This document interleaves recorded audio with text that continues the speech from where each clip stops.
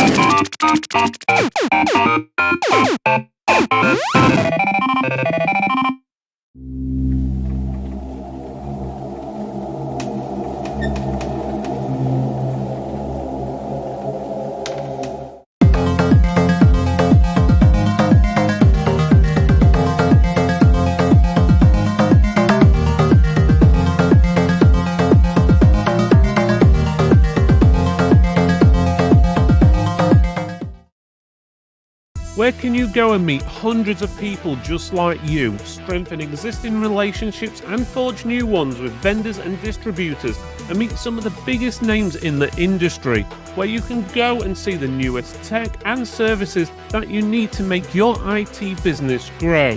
And there'll be thousands of pounds worth of prizes up for grabs. Then what's more, you'll get that for a quid. TechMax 2023 will be on the 23rd of June at Magna Adventure and Science Centre near Meadowhall in Sheffield. This event will be over 4 times larger than last year's event, and this year's event will incorporate a live tech awards, dedicated meeting rooms, demo and interactive areas, and up to 800 other techs just like you. Get registered now at tftmax.com.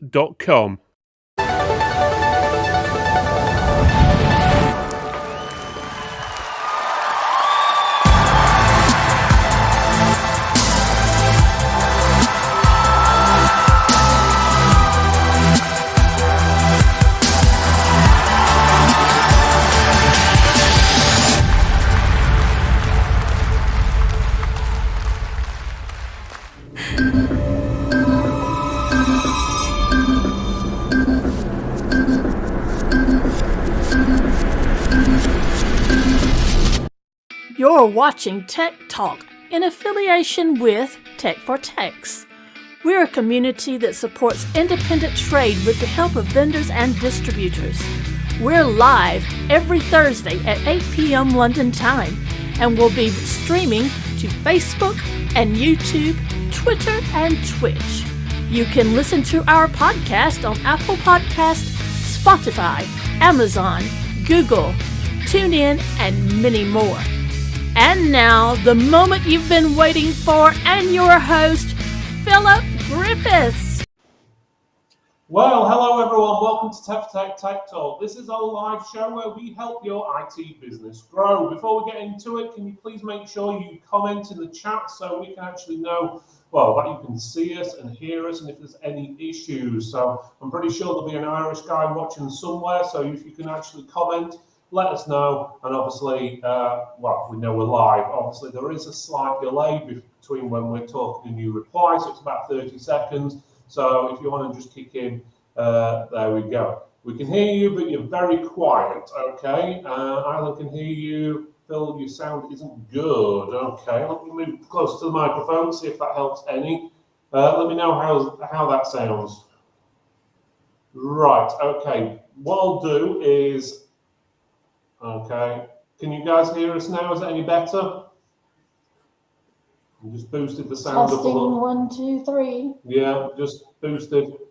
Still bad. Corey and Ken, can you just quickly say something to see if everyone can hear you guys fine, and if we know it's our end or your end? Well, I think my internet's working okay, so I don't think I've got any issues. Yeah, I'm fine. I'm hoping most people can hear. Okay, guys, everyone who's listening, see if that makes any difference, will you? If you let us know if you can hear us or not. Ken's okay. Well, that's a good start. Corey's okay. And is Jen okay? Hello. Hi, Cormac. How are you? Let's see if that helps or not. Fish Tank Phil, okay. How does Jen sound? Sorry about this, guys, whoever's watching. We just want to make sure. So okay, Jen, how do I sound? And don't say like I'm from Alabama.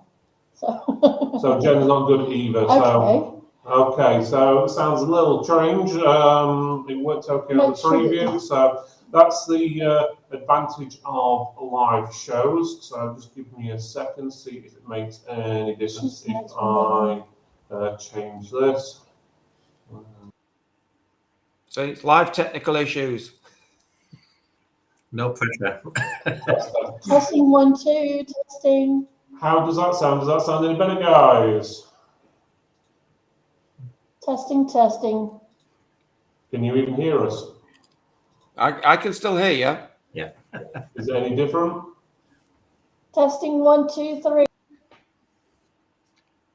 Something's just clicked. Test. There we go. That's better. Much better. How's that? Okay, guys, let us know who's watching. Does that sound any better? Not sure. Can you hear me? That's good. So Corey's good. Hopefully. That's way better. Right, we're getting somewhere. Right, thank you guys for letting us know. And that's exactly why I say at the beginning, let us know if you can hear and see us because, well, It might sound okay to us. It might not to you. Right, okay. Right, so let's start again. So let's start this over. So, right, this is a live show where we, well, hopefully have microphones at work and where we discuss different ways to help your IT business grow. As we've already done, can you hear and see us? But my name's Phil Griffiths. This is Jenny, and we are your hosts for this evening. Right, and today's topic is about automation. So obviously how we can use that to help our business grow, whether it's been making things faster or makes things cheaper, and so forth. So, okay, Jen's still very quiet. I'll work on that in a few seconds then. So can I go to Ken first? Ken, if you want to introduce yourself, let everyone know who you are, what you do, and I'll try and fix our microphones. If not, I'll find a hammer. All right. Well, I've got hammers here if you need them. Ken from Canny Clever, based in Whitley Bay, North Tyneside on the coast. Seeing lots of tourists this week for some bizarre reason. Missed them over Easter, but we've got loads this week. Retail shop, repairs, business to business, and online sales. I think that just about sums up what we do. So over to Corey. Third, fourth time I think on the podcast now. Most people will probably know. So I'm Corey. I work for Target Components. Probably most people will have spoken to me at some way, shape, or form. I do tend to get around quite a lot of the system. So generally the face of Target. So if most problems will come through me. Although we don't get any problems at all. That's true. That's good. How are you guys hearing Jen at the moment? She's still quiet? A little better. Let's just turn the gain up a bit. We'll see. Testing. We'll see how that goes. So, guys, if you just let us know how Jen's sounding now, and we'll go from there. How long have you been at Target now, Corey? Anyway, so it seems like I've known you there. Been there for a long time. I believe I just got a long service award, which was either 12 or 13 years.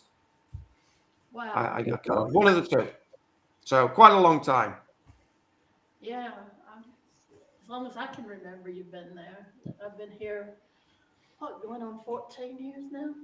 Yeah, no, I'm going to say it's about 14 years you've been over here, isn't it? Yeah, so yeah, I'm going to say I can't remember a time you weren't at Target anyway, let's put it that way. So probably was, but I'm going to say, yeah, probably the early days when they first had their tent in the backyard. Were you there for the tent days? Yeah, I did a couple of the tents. Yeah, I remember the open day in the car park and all that. Yeah. I went to one of the tent open days. The good old days. Yes. Right. It was raining, and we had the tent. You had the tents and all out there, and we had the talks around where the food was, and people were going through. They may not have wanted to talk, but they were going through getting food and everything. That's it. Guys, if you let us know how Jen's mic's going, if we find that it's still a pain, we'll just have to get close to each other for a change and use one microphone. So Corey's saying we're still a bit quiet, which is a bit strange. I'm just going to tap the microphone, guys. This is going to make a bit of noise, potentially. Let me boost it. Right, Jen, speak. Arf. A little bit louder than that. Okay, hello. Is that any That's better? getting better. It's getting better. It seems like there's a gain issue. I'm probably going to have to reset it all up at some point.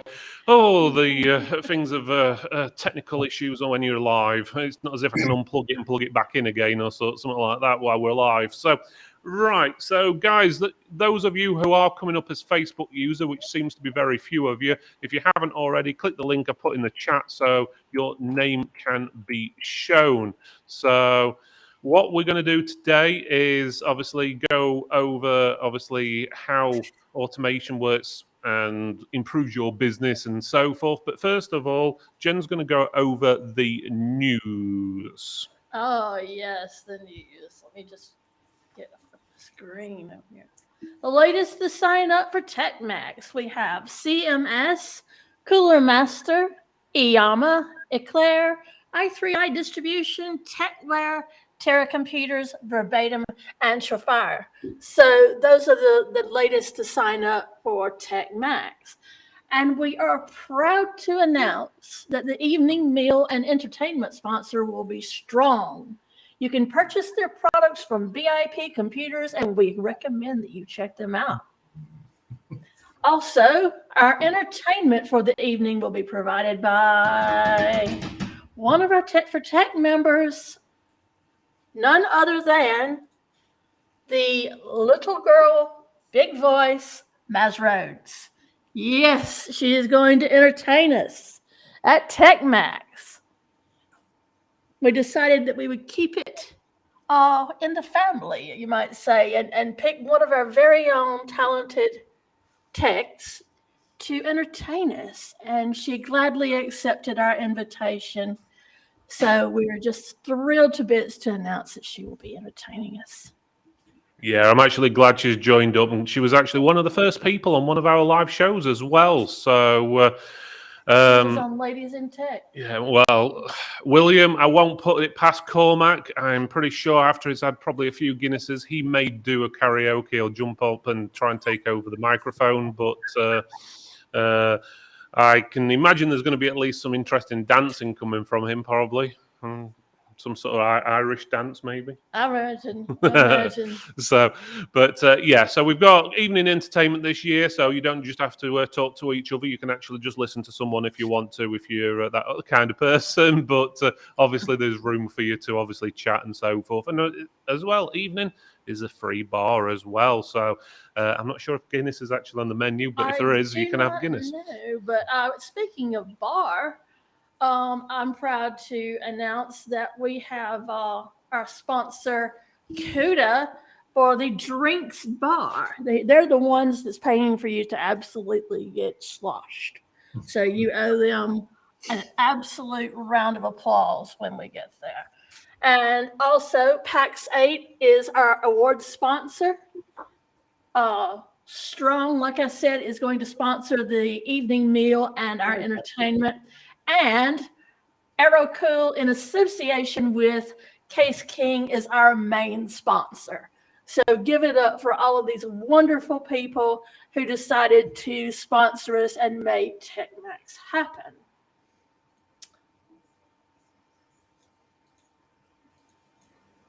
Also, you have 1 week left to vote for TechMax Awards 2023. Up to now, we have had 5,733 votes, and in at least 2 categories, there's been only 1 vote difference between first and second place. So make sure you ask your customers to vote for you at www.techfortechs.co.uk/awards 2023.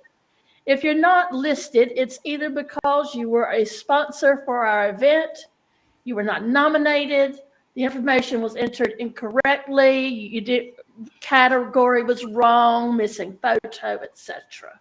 Voting will go on until the 27th of April, so you have 1 week left to get those votes in. Finalists will be picked from the top voted, and the finals will take place at TechMax on the 23rd of June. And again, that's sponsored by PAX 8. Right, thank you for that, Jen. Is there any other notifications, or can we go on to the main topic now? I certainly hope not. There we go. I think that covers it. I think that covers it. Let's get on the show. We're running a few minutes late as it is with technical issues. Again, chat, let us know how Jen's doing at the moment. I'm just turning chat on. Let's just quickly go through chat before we do anything else. So let's have a look. So it's mainly about people saying hi and Jen's quiet, I'm quiet, and so forth up to now. So evening, guys, blah, blah, blah, blah. There's quite a few of those. So guys, if you want to comment about this topic, obviously, if you have any automation on your business and doing anything where it could be contacts or getting customers to come to you, they fill forms and it automatically does everything, or it's you got some like automation set up on like repairs or anything really, let us know and we'll have a look into it and have a talk about it. But let's start off with the guys, obviously, who we've got here to actually talk about it. I'm going to start with Ken because this topic is actually Ken's idea. So if it goes wrong, other than the technical issues, you can blame Ken. So, how has automation impacted your day-to-day work in the tech industry, and what changes have you observed over the years? The automation that's made my life a little bit easier. It's mainly because I get more done in the same amount of time. When we first started looking at some of the automation, we wanted to make it the right decision. It's a case of why we're doing it. It was a case of, are we trying to find more time for ourselves to take time off, or trying to find more time to spend with customers, or we're trying to speed things up so we make more money. It was a combination of all of them, and I think the one that won was we wanted to spend more time dealing personally with customers than dealing with all the mundane stuff that we really don't want to be dealing with. Everything from invoicing, form filling, booking jobs in, anything that involves not dealing with a customer, we're trying to get rid of. Okay, sounds pretty good. And what about yourself, Corey? Ours is slightly different. We have twofold of automation. So we have the automation that we use in the office ourselves to try and speed processes up. But in the majority of cases, the automation that we try to integrate onto the website are features that would make your lives easier. Anything that we can do that takes the pressure off you guys. Just even if it's just simple things like having an email reminder when items come back into stock, or even just daft things like being able to create your own favorite products lists, printing your own invoices, anything like that. That's you can literally log on, press a couple of buttons, and it's all done, rather than spending 10 minutes on a phone call trying to get the information that you can just grab yourself. So most of or the majority of the work that I would be involved with, or that we try to do in the back end, is where is the benefit to that? Is that going to benefit us, and how would that benefit us? Or priority, if there's two jobs on the plate, where's the priority land? Does the priority land with, can we make your life as resellers easier? And if the answer to that is yes, that is the priority that we take. Okay, pretty good answers there from both of you, to be honest with you. So, Ken, in your experience, what are the key benefits of automation? I keep saying automation. Keep saying it wrong. Automation has bought computer repair services, MSPs, or call-out technicians. So, basically what benefits does it do other than what we've already mentioned?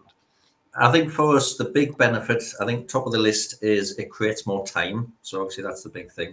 But the second thing is it removes a lot of the human error. We might be rushing about. We might forget to take a note somewhere. We might write a price down wrong, or we might specify the wrong product. If we automate as much as we can, it gets rid of all of those errors. If you've got new staff come in, we've had a raft of people through our business, and trying to train everybody up and give them the knowledge, it's hard, very hard, especially if they don't come from a technical background. So if we can automate a lot of the common tools, quoting, that's a massive issue for us when we're quoting, especially consumers, because as we all know, the goalposts move by the minute. If we can put a tool in front of them that automates that process, then we are not going to make a mistake. And I know that down the line, that customer's not going to come back and claim a refund or say it didn't work, it didn't do what was expected. We know it will work. So, I mean, things like that, we use the custom PC builder. We've got some automation around that. We've got a CRM system that we use for website. We've automated a lot of it to connect together so that information is shared everywhere. So that, again, removes all the human error and the duplication of effort. Why update a website, then update a CRM, then update an accounts package? Do it all in one go. It's so much easier. Yeah, I can vouch for the PC builder. It saved me countless hours of stress and pulling my hair out and all sorts. So that was a godsend. Yeah, definitely. What about yourself, Corey? I know you mentioned a few of the things there. Is there anything you'd like to add on to that? So, in your experience, are there any what are the key benefits of obviously using technology like this? You've got to look at it both ways. There's good parts and bad parts of automation. You are releasing a little bit of control from this. So you have to decide in the automation which is the parts that you really want to work and which are the parts that you want to step back from and say, well, actually, I don't want that automated. For example, we use MailJet for our emails. Now there are programs, I think Ken uses MailChimp, I think is one that you use. There are programs in there that automate, that can track someone that logs into your website. If they provide you with an email address, it will maybe send an email a couple of days later if they didn't make a purchase.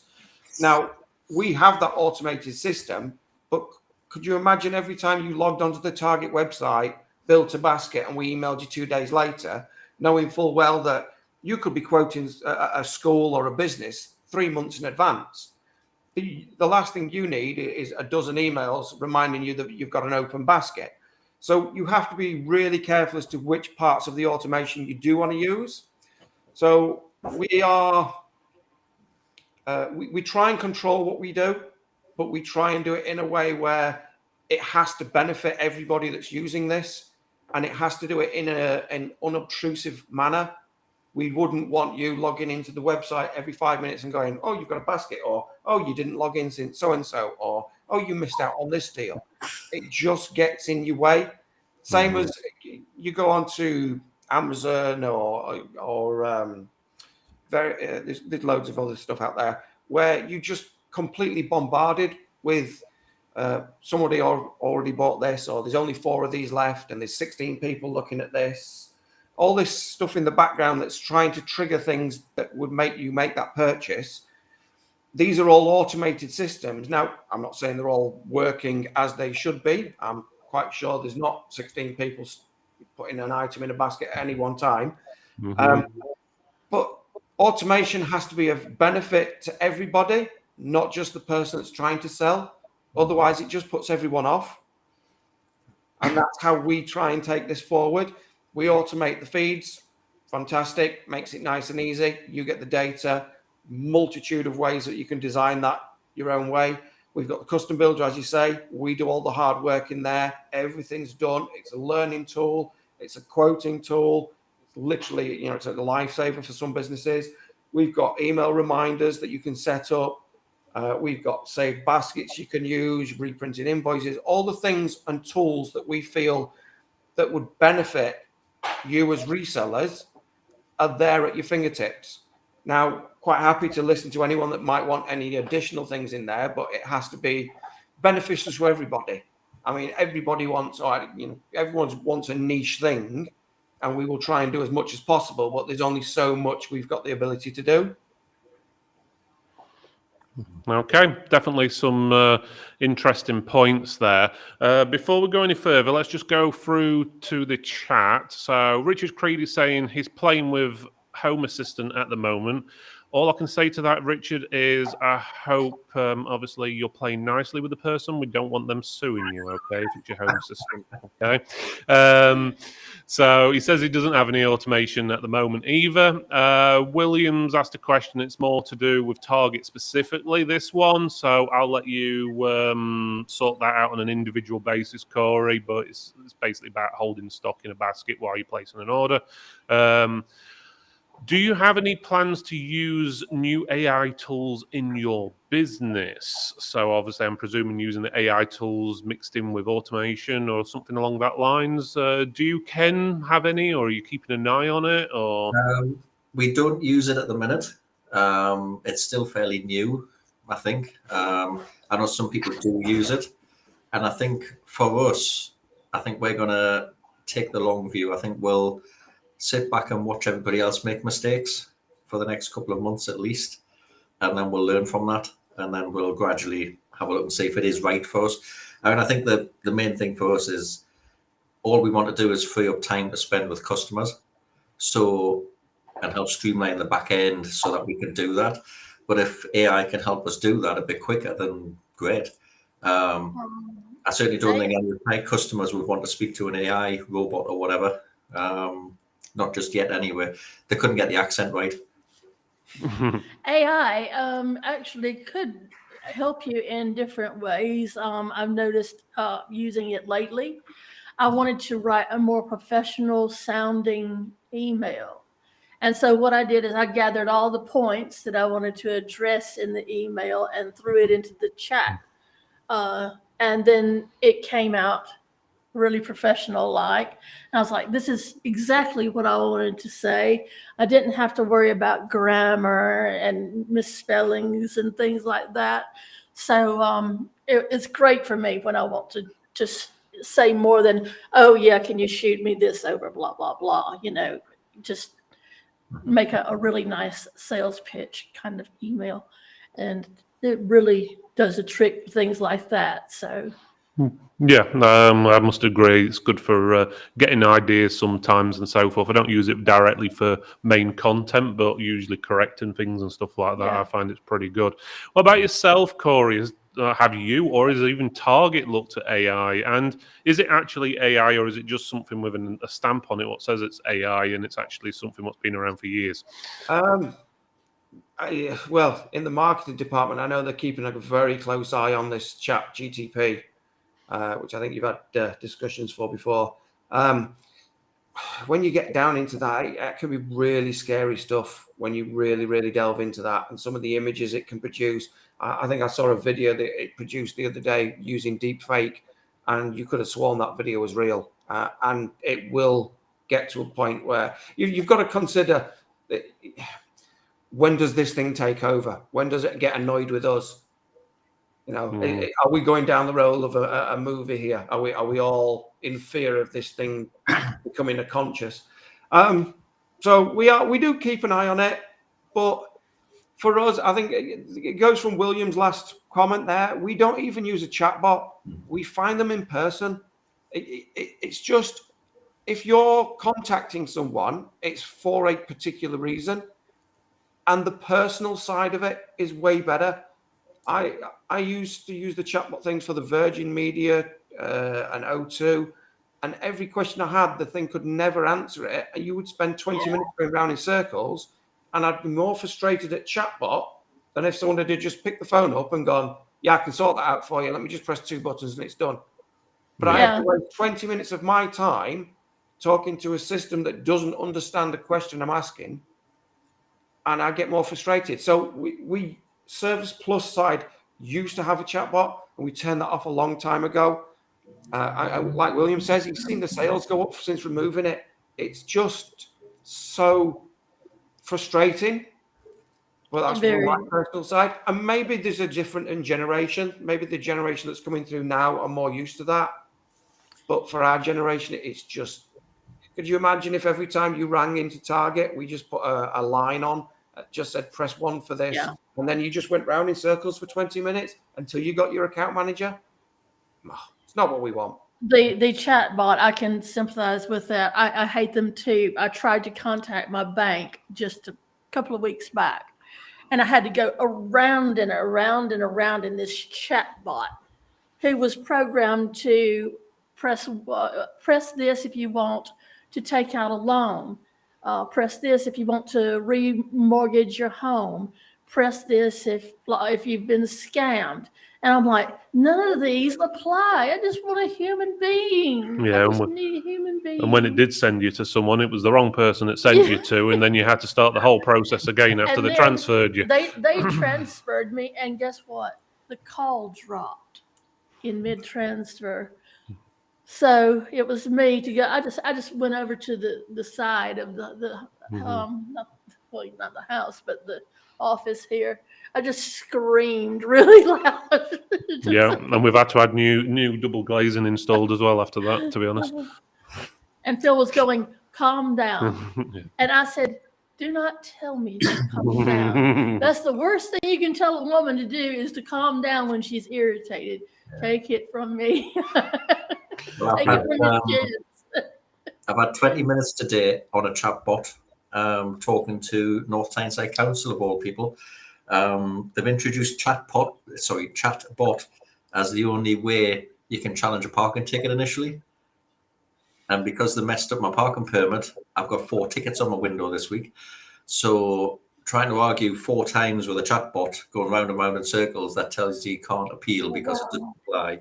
But the councils are getting in on all this AI stuff now, and I don't think it's mature enough yet. I think it needs to develop a little bit more before we start using it mainstream.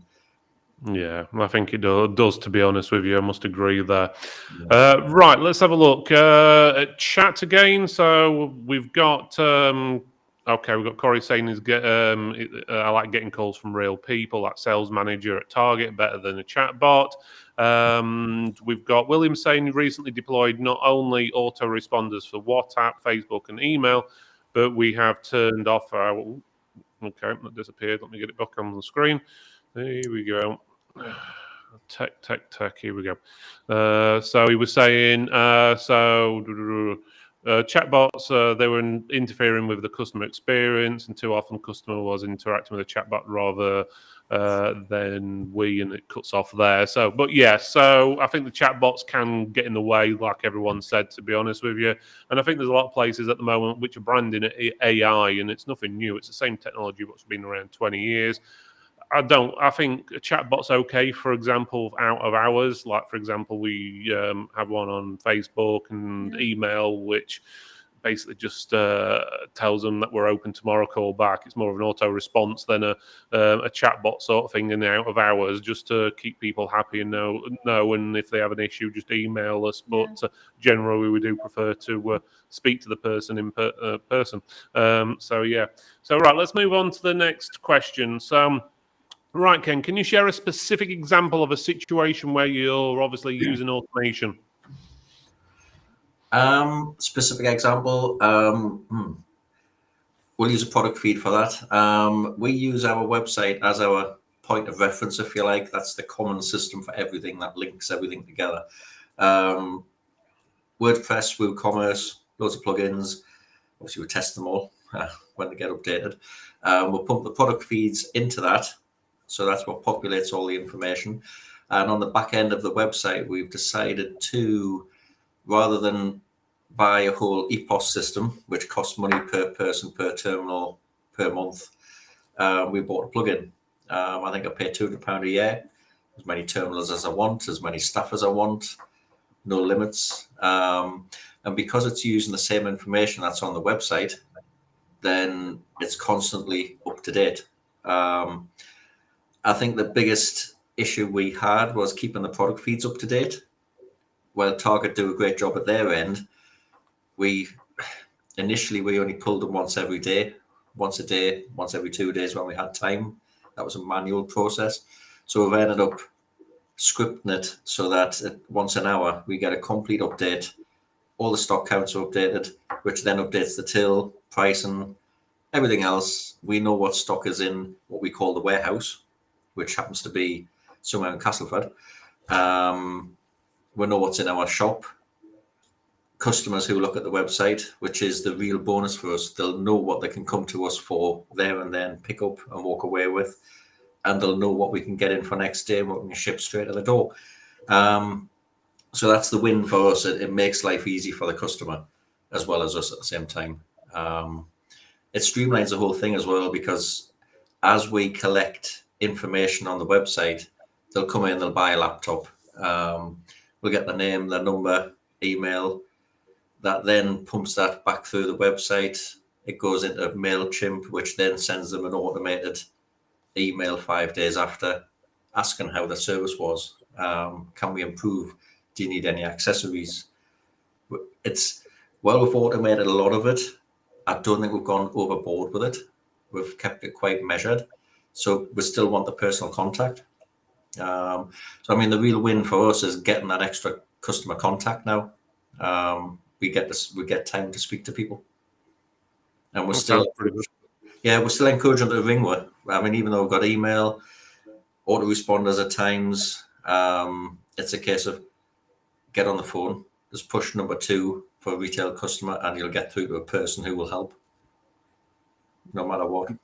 That sounds pretty good, to be honest. Yeah, I'm going to say I can definitely see the business, the bonuses and the advantages of that, to be honest with you. What about yourself, Corey? Have you got any specific examples?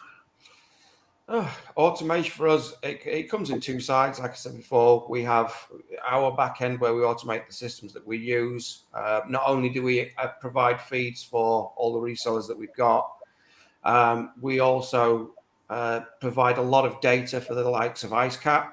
So we keep their records updated. Obviously, with us being an importer of a lot of brands, some of these brands don't actually provide the data to some of these third parties. So that's on us. So we provide all that. Stock in the channel that I'm sure you're all aware of. We provide a lot of data for stock in the channel, keeping them up to date. we've got all the feeds available. We try to put all the information up online. So if someone wants to try on the XML, there's documentation on there they can download with all the coding that's required and the calls that they would send and receive. It's just, like I said before, it's making sure whatever we do makes sense, and we're not doing it for the sake of just saving a pound here or a pound there, or could we do a load of automation that where we don't need as many staff? Well, probably. There's all sorts of things we can do. We can do auto picking. I've been to warehouses such as Farnell warehouses where they have multi-million-pound pick robots, and these robots go up and down and pick these small components that they need. But you've got to balance that with it's someone's livelihood. That person is probably going to earn a wage and put that back into the ecosystem. They'll be the people that are buying computers from someone because they now can afford it. So automation is generally about trying to stack additional work at the front end, I would call it. So writing your scripts, putting some extra effort in at the start to save yourself more effort at the back end. So you can spend more time at the beginning writing your scripts, working everything out, making sure you've got the feeds, running them through filters, etc. And then the output should be the perfect output that you require that would then feed into your website, your EPOS system, whichever. Okay, sounds pretty good. Definitely. I'll give you 2 or 3 examples of what I've used in the past. First one, or even now, what we use is a lot of the accountancy software we use. A lot of it is pretty much automated. So obviously, you get like we use Zero, so it gets the information from the bank, automatically matches it up with the actual invoices you've sent out, so it saves you having to write all that out. And we've also in the process of setting it up so Go Cardless goes through it as well, which is our like monthly things coming in. Something we're having to do at the moment is change a lot of our procedures because if you guys are not aware, that Chips Computers is now part of Tech for Tech, so our repair side is now part of the Tech for Tech under one brand. So having to combine everything all into one system. So where we had 2 accountancy systems, we're having to push it all into one. So it's been a bit of a job for us over the last few weeks, but we're getting there. Basically, I own him. We're 50-50 partners, remember. But there we go. But I think my 50% is your 50% as well, by the sounds of it. It is. So that's one of the things. Another thing is what we used to do a lot when we had the store and did a lot more of the call outs was on the website, people could do bookings through the website. So they could actually pick time slots and so forth. We could say which ones are wanted. We did give them the option, if you want to call and you prefer to speak to a person, then feel free. But if you want to do it this way, you can. It's obviously depending on the notes the customer puts and so forth. And obviously it was sort of like a flow system. So they'll say, oh, what's the problem with? Is it a desktop PC? And then they'll say, is it not starting? Is the security need renewing? Or whatever the option may be. It gives us a rough idea. So then we'd know how long it'd need to be and it'd book them in for that sort of time limit. But we'd always call the customer, just have a quick chat afterwards, after we got the booking, just to make sure it's what they need and we're going for the right reasons. But it would cut down on a 20-minute phone call in some cases where someone's obviously they call you and it's like, oh, I've got a problem with your computer, and you tell them, well, if you press this button, oh, my computer's not even on and it's in the other room, and I'm like, why are you calling me, sort of thing. So it cut down on a lot of that. Ken's smiling there. I'm guessing he gets that quite often.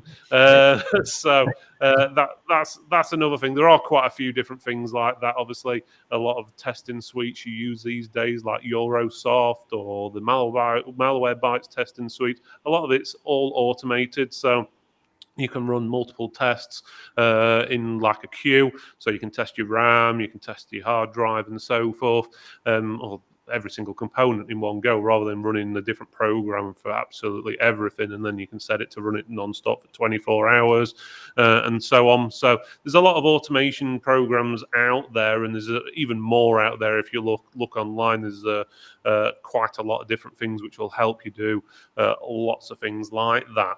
Right, let's go on to what William's saying. He thinks his biggest issue with automation is not having a review process that got a human element. Yeah, I think that human element is the biggest part. Sometimes it helps. Obviously, things like, for example, we use it for TechMax, what's coming up, automation. So basically, if someone books a ticket, it then basically adds them to our emailing list if they obviously opt in or whatever. It also then sends them a reminder out automatically 30 days, 7 days, 5 days, 3 days, and the night before of the event. Okay, sounds a little bit much, but you'd be surprised how many people forget things. So obviously, we're not going to email them every single day, but obviously 2-3 days before the event, they're going to get a few emails just to let them know. Obviously, it saves us having to go around. Yes, we could pick up the phone and ring every single person who's coming. So 800 people. We're not going to physically be able to do that, and because that job would land on my lap, exactly. and I would no. Yeah, so I ain't got all day to sit round. Well, it'd probably take 2 weeks to ring every single person. By the time you got to the last person, you've got to start reminding the first person again. So emails do obviously it's a good system to get in place. Is that all tied in? And again, that's all tied in with all the press releases we send out or notifications about anything else. So it saves us time. It's all through one system. So if we really do a press release, we can just press a button what says share on social media, share via email. It lets us do a few little tweaks if we want to. It saves then going on to Facebook, LinkedIn, Facebook group, Facebook page, Twitter, Twitch, whatever you want to go on. You can do it all in one press of a button, and you can schedule it for go at different times and different things like that. So if you want a post to go out at 12 o'clock, you don't have to set a timer and go, oh, I've got to post this at 12 o'clock or whatever. It does it all automatically. So, yeah, definitely helps in some senses, especially on the admin side of things, I must say, more than anything. Because, as William says, you'll never replace a human's touch or that interaction. But as Corey was saying, that some younger generations might actually prefer that. They want to just basically press a button and it's done, basically, in a lot of cases. Well, now you've also got to look at it from a different angle. There are people out there that they don't. What's the word I'm trying? They don't do people. They're not people, and they struggle talking to people. A lot of text, then. To be honest, I think that covers a lot of text. They might have a disability or something where they are just not a people person, and so using maybe a booking system on a website is ideal for them. They can get the computer technician to come see them, leave a vague description of what's going on with the computer, and they don't have to talk to anyone. So it does have its place. I can see a small area there that might need it and would appreciate it. Yeah. I think there's aspects to everything. There's always certain people or certain groups of people, people in boxes or whatever, that prefer to use things what are a lot simpler, who can't interact and so even forth. Deaf World, the deaf would benefit from booking in using a system like that. Hearing impaired, stuff like that. Yeah, lots of disabilities. I do kind of think that we should give people choice. They can pick the channel that suits their particular needs at the time.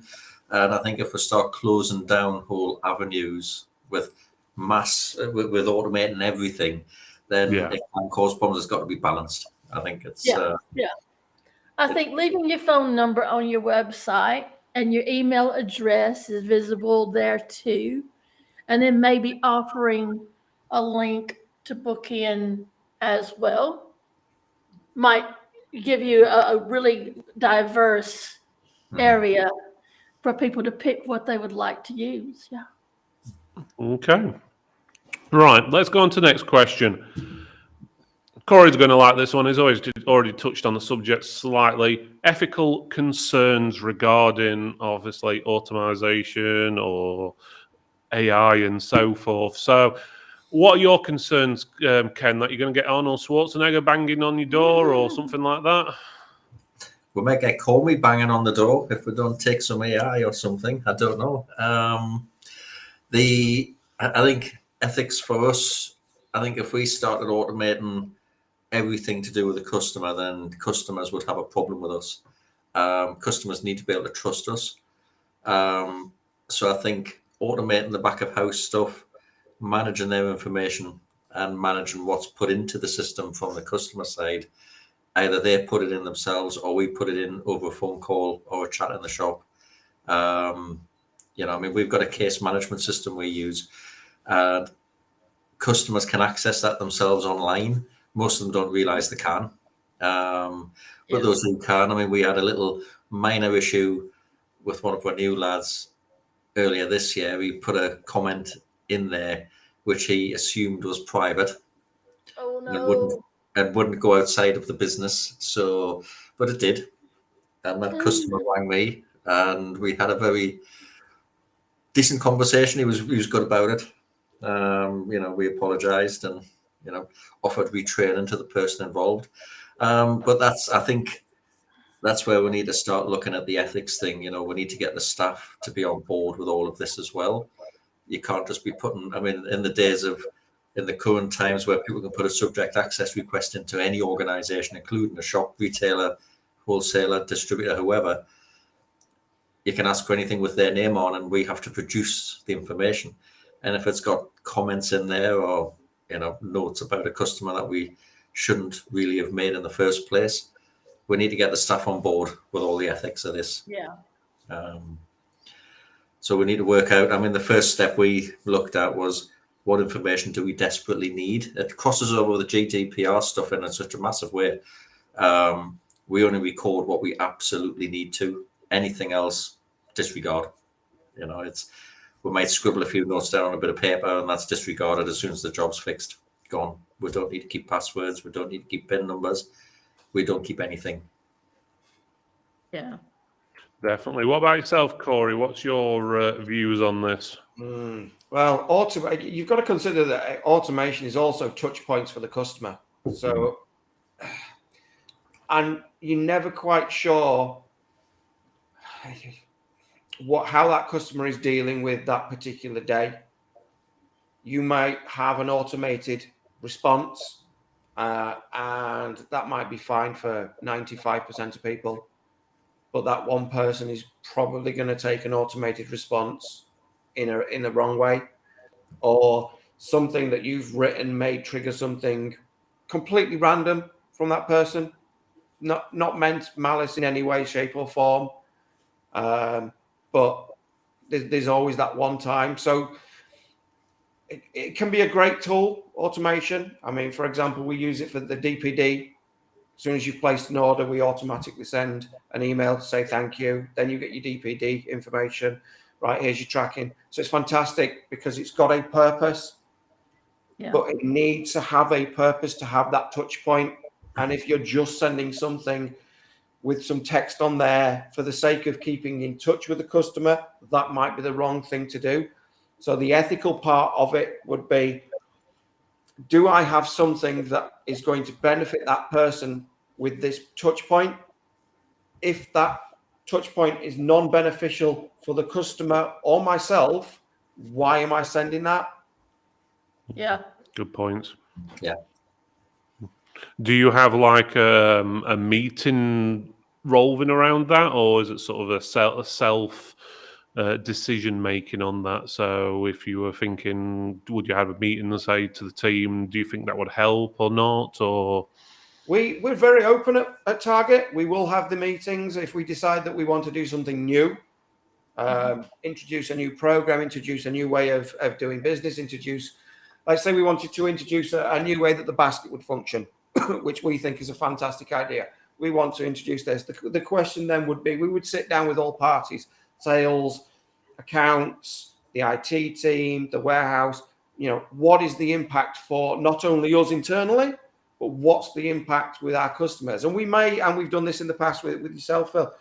We've said, look, can you trial this service for us and see if this works? What's your feedback? How does that impact?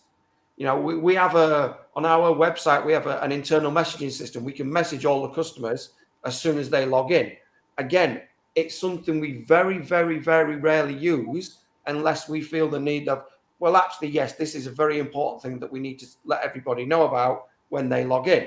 You don't want to be bombarded with that sort of thing, because that touch point is just going to be irritating if it's not the right thing, if it's just going to get in your way. It's like having pop-ups on a website. You're just there constantly shutting pop-ups down because you don't need that information. So is that the right touch point? Is that beneficial for the user? And if that is a tick, yes, it's beneficial to the user. Is it then beneficial to the person that's sending that? Because if it isn't, you shouldn't be doing it.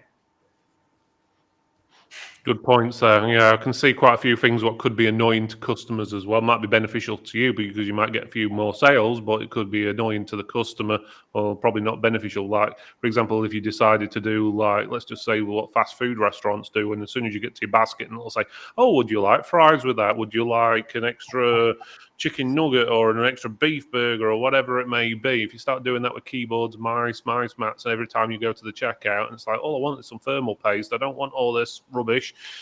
Not that I think anyone would probably order just one stick. But would you like fries with that in the shop? If they bought a mouse, I would tell them I had a mouse and keyboard combo for £2 more. I am a firm believer in it. But that's benefiting your customer. You've given them the touch point. Here is an offer I can give you. You wouldn't then say, okay, you're buying a mouse, I'm going to offer you a monitor stand. Oh, no.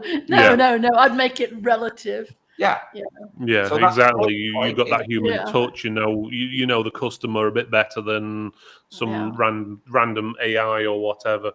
I think you've also got issues with over reliance on technology for people as well going forward. It's a bit like, obviously, a lot of people are not very good with maths these days, especially currency and stuff. I know when we've had people work for us and so forth, they couldn't figure out how much change to give out of a fiver when it was £4.95 or something like that. And it's like... because you've been used to using calculators or computers, and I think the handwriting's starting to get a bit similar as well, to be honest. I must admit, when I have to actually write something in with my handwriting rather than typing it, it looks appalling. Don't get me wrong, it wasn't brilliant to begin with, but it looks even worse now. So it's just that we get over-reliance on actually using these things. In future generations, are people going to forget how to actually do anything? I know we've been trying to recruit recently, and it's a case of, the younger kids are all applying in most cases. The CVs that come through, it's like a war zone. We just get them in for a chat. It's easier. And then we'll get the issue with they don't like talking to people. And then it's a case of they're the ones that want to drive the automation side. But most of because they don't know how to talk to people. That's the thing we have. And I mean, we've got a kind of informal training plan when we start a new person that's fairly young and doesn't know how to talk to people. They stand at the front of the shop with a tub of sweets and offer them to the passers-by, and that gets the conversation started. Would you like a lollipop? And having to go back to basics like that, I mean, it's terrible, but it's what we're having to do. But automation for them is useful because it means they're quite happy to sit on the phone and send messages, but in our case, it's putting job information onto the system or booking appointments for customers, things like that. So it's got its uses. It's just finding the right people to work all this stuff in the background. Yeah, totally agree there, to be honest with you. I think quality of service is another thing what you got to worry about as well with automation, because obviously if you've got a member of staff and they're not doing something right, you can just say to them, hey, don't forget to say please and thank you when you're dealing with a customer, where you can't really tell a piece of software to do that without getting someone to completely probably rewrite it for you, which is going to cost you a small fortune probably to do, or unless you know how to do it yourself, obviously, but which in most cases is going to be, you're going to be buying software off of someone to do it for you. You're not going to write everything yourself, and if you do, it's going to be just minimal editing in most cases. Right. I think the flip side, sorry. Oh, you're all right. Go ahead. I think the flip side of what you were saying, Phil, is, if it's automated to the point where the customer's not actually dealing with a human being, if something is going wrong, that customer cannot raise the alarm. They can't tell somebody, so we'll have to have those escape routes built in so that they can actually reach a human being and get their issue dealt with. And especially if something isn't going according to plan, then it's better just to speak to somebody. That's a big red flashing button next to whatever's happening. Press this if you want to speak to a real person, or something along that lines. But yeah, it has to be done sometimes. There is though a flip side to that as well. Think about this: you're in the middle of repairing a computer, and you are having the most stressful day of your life. Nothing is working right. You've been troubleshooting for hours. And then you get a phone call from your supplier wanting to tell you about the newest products they have. And you know that this person means well and they've got a job to do, but it's just not a good time. And you think, please just send it in an email to me. Just please, I don't have time to send it in an email. And, I know it's a personal thing that your accounts manager has taken time, to contact you and everything. That's lovely. But there are those times that you just go, oh, I don't have time for this. Put it in an email. I'll look at it later. And I think you have to balance right there. Is this going to take away from someone's things at work that they're trying to do, their job, for me to make this sale? Or is it really important, like a recall? It's a fine line that you got to balance. Yeah, I totally agree with that. Right, guys, we're getting pretty much to the end now. Let's just have a quick go at chat. Right, quick fire round then. What are your guys' views of Microsoft investing $10 billion in OpenAI? Ooh, that's a hard one. I didn't know they were investing $10 billion in AI, but initial thoughts are, I think it goes back to what I was saying earlier. I think we'll sit back and watch them make some mistakes, and then learn from them. Build yourself an underground bunker in the process while you're waiting for them to do it. But something like that. What about yourself, Corey? Any thoughts on that one? Clearly, Microsoft see dollar signs at the end of the AI. I mean, it's the IT industry. It swings in roundabouts. VR was the greatest thing ever, and it was going to solve everything. And people could remote surgery operate on this, that, and the other, and you could fly airplanes through VR, and we'd all be in the metaverse in 5 years, and we're no closer to that as we are. AI, Microsoft are heavily invested in this. NVIDIA are massively deep in this. Most Tesla chips are AI compatible. They're very, very down the line on this chip side of it. Yeah, there probably is some dollar signs in there. If they can convince businesses that they can outsource to this AI, then businesses will go that way because it saves them money in the long run. But where is the policing of this? At which point do we step back and go, that's a little bit too far? I mean, Microsoft's first attempt at AI ended up, I think it was in the news, it ended up telling someone to either leave their partner or was coming out with some racist comments or something. Yeah. I believe that was their first attempt, and then they dropped it and then started again. So can AIs learn from us, from humans? And we're hardly the best teachers in the world now, are we? Exactly. That's all the information it gets, and it's learned is basically what's out there on the internet. And there's some really weird stuff on the internet for it to learn from. So let's put it that way. Right. Okay. So Well, when we first got on the internet, we had the browsers and everything. You could do a search with just a few random words, and you could come up with some really weird stuff.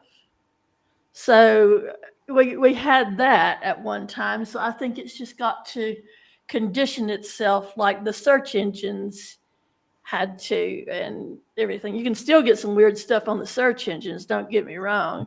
But but I think it's just going to take some conditioning and everything. that's it. Right, guys. Let's just have a quick go round. Ken, is there anything you want to add on before we call it a night? I think the only thing I'd probably add is when we're trying to recruit people now, we need to bear in mind that the automation is there, so we might be taking some of their role away from them. So for us, most of our recruitment is for customer facing stuff now. We're literally desperate for customer facing staff, and trying to get people who can deal with customers is getting harder and harder now because they're all so reliant on all of this automation. So we need the schools to get on board and teach them some people skills, I think.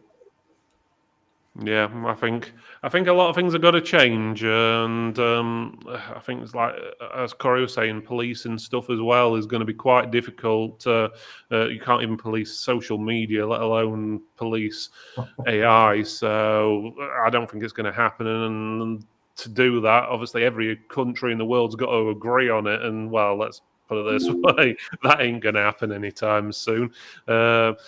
So, right, Corey, do you have anything else you'd like to add to the show before we call it a night?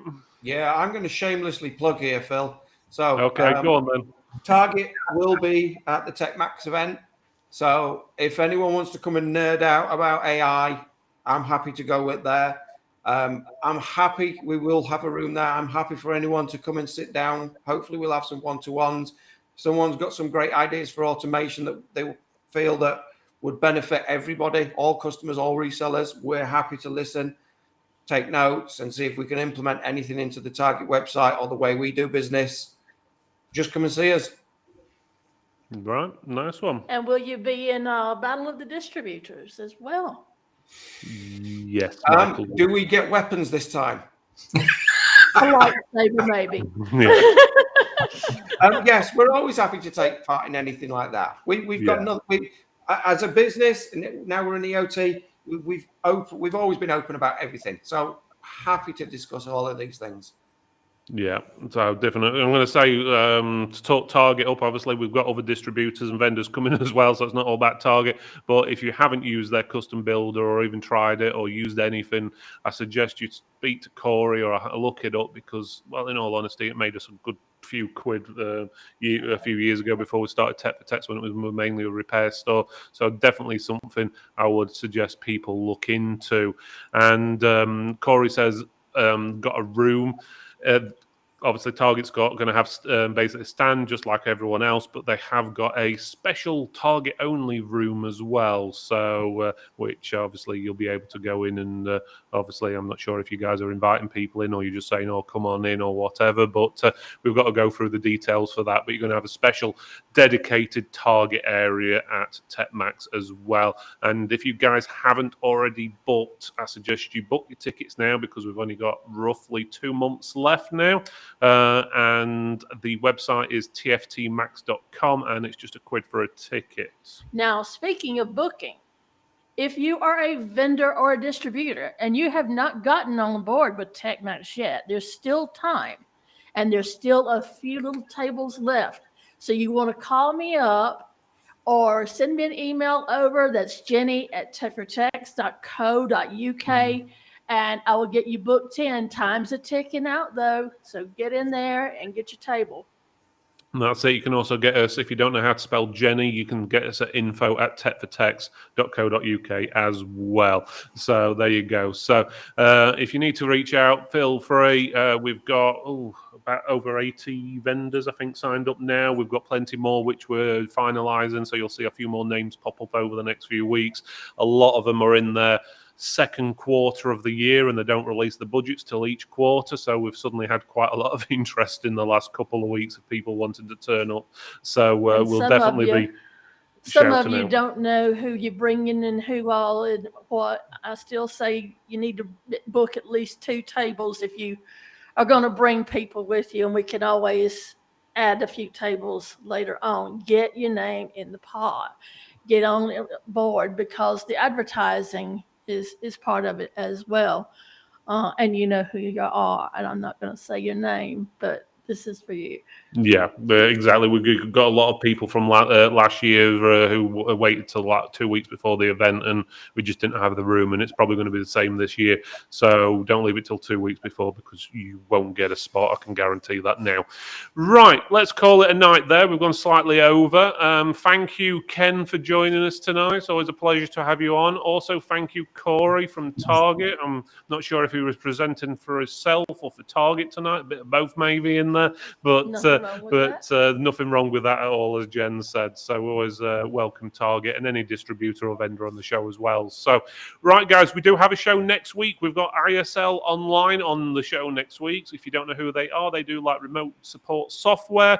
We'll be on next Thursday at 8 p.m.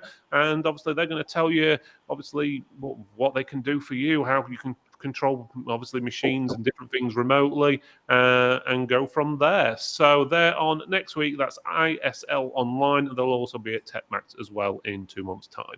Right, guys. So again, thanks for joining us tonight. Thank you everyone in the chat. And just to answer William, is the meal black tie? No, it's not, because we don't expect you to be at the event all day long in William, a suit. it is smart casual, I call it. Basically, come in what you have, as long as it's clean. That's all we ask.